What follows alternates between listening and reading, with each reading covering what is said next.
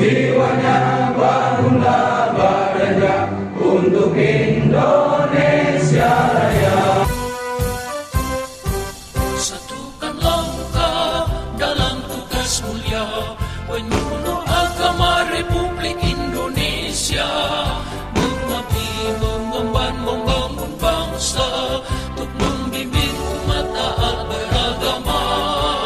Dalam keragaman, jaga kerukunan dengan semangat moderasi beragama, berintegrasi, jalin kerjasama, bersinergi untuk persatuan, berdasarkan Pancasila dan Undang-Undang Dasar 45,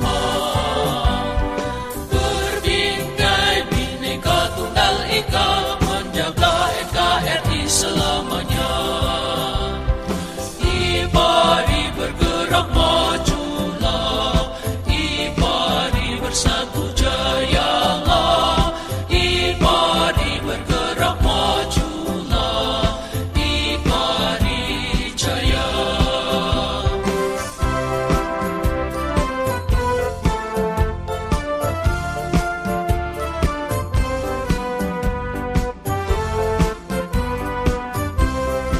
Satukan langkah dalam tugas mulia penyuluh agama Republik Indonesia, mengabdi, mengemban, membangun bangsa. والموعظة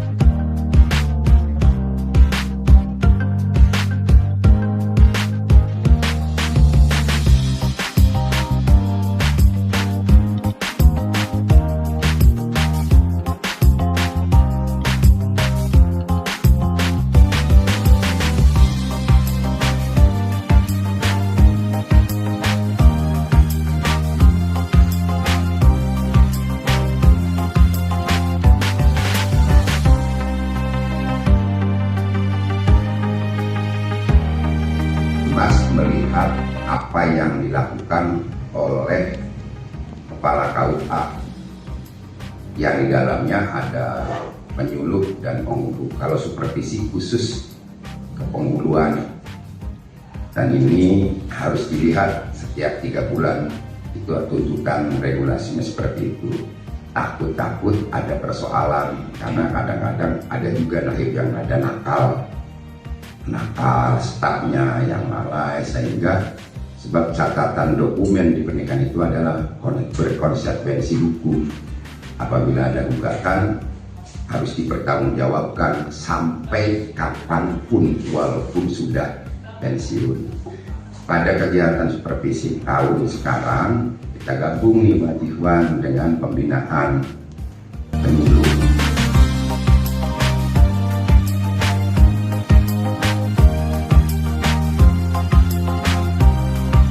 Lima nilai budaya kerja Kementerian Agama: integritas, integritas, integritas; profesionalitas, profesionalitas, profesionalitas; inovasi, inovasi, inovasi; tanggung jawab, tanggung jawab, tanggung jawab; keteladanan, keteladanan, keteladanan.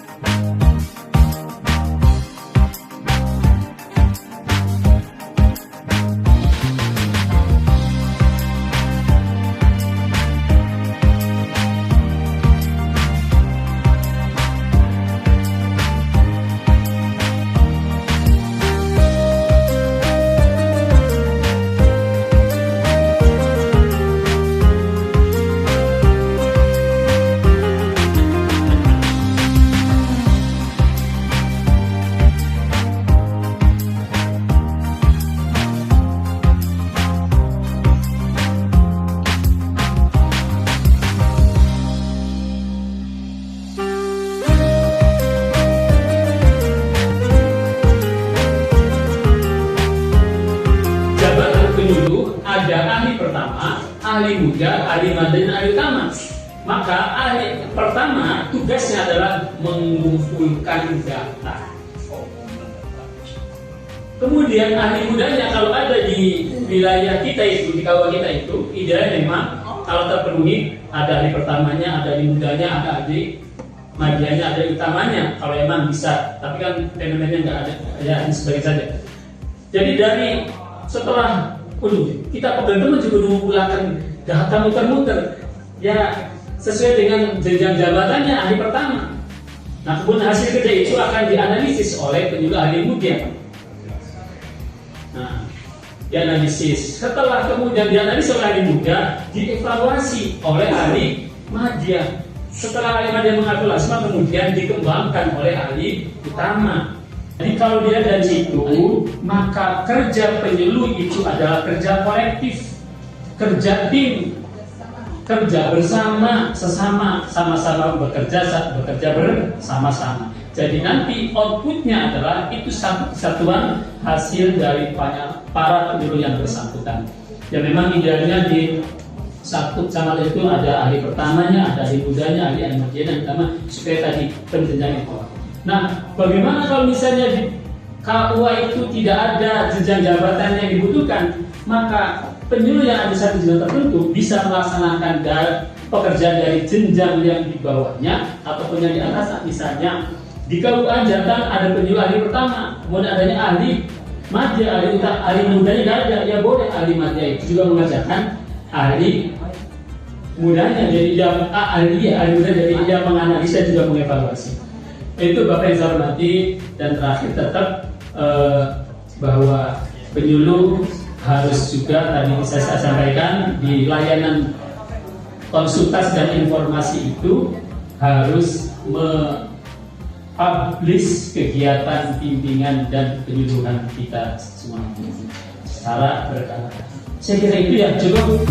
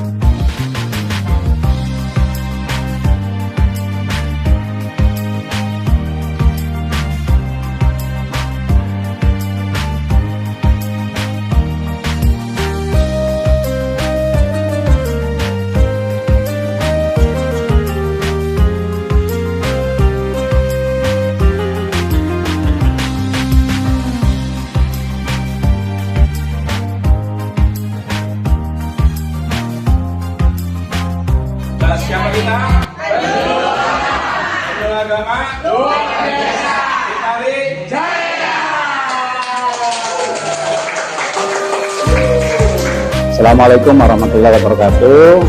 Saya Muhammad Alim Hidayat, Ketua 2 Pimpinan Daerah Ipari Kabupaten Indramayu, menyampaikan apresiasi yang sebesar-besarnya kepada rekan-rekan penyuluh agama Islam wilayah Eks-Kawedanan Haurgelis yang terdiri dari para penyuluh Kecamatan Gantar, Haurgelis, Anjatan, Patrol, dan Sukra yang telah bersama-sama mengikuti pembinaan dari Pakasi Bimas Islam sekaligus BIMTEK berkenaan dengan ruang lingkup Kepdirjen 794 dan implementasi tugas penyuluh tahun 2025, di mana ini menjadi gambaran kebijakan peran serta rencana aksi penyuluh strategis sebagai dasar pelaksanaan SKP 2026.